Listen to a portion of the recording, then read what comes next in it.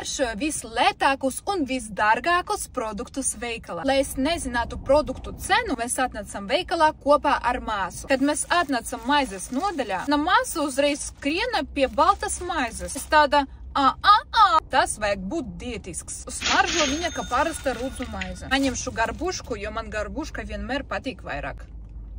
Viņa ir diezgan sausa. Šis variants ļoti labi derētu priekš kādām ķiploku grauzdiņiem. Es jau redzu, ka viņš ir ļuksus. Šeit ir uzrakstīts bez vielām, bez pievienota rauga, bez... Šī maize arī ir sausa. Man liekas, ka visas rudzu maizes ir sausas. Maize ir cietāka, ja viņu salīdzinot ar pagašo. Salīdzināsim desu garšas, un es jau apēra varu saprast, kur ir dārgāka. Nezinu, kā es viņu garšošu, bet tūlīt kaut kā sabrazīm. Man šeit ne naža nekā nav mašīnā, es viņu garšošu tā.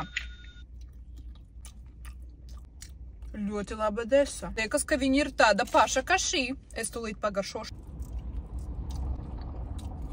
Kad ir ar ko salīdzināt, tad salīdzinājās. Viņa ir cietāk, viņai ir vairāk gaļas garša. Šī desa maiga un diezgan tāda čučuļ mīksta. Bet ja es nepagaršotu lido desu, es nesaprastu atšķirību.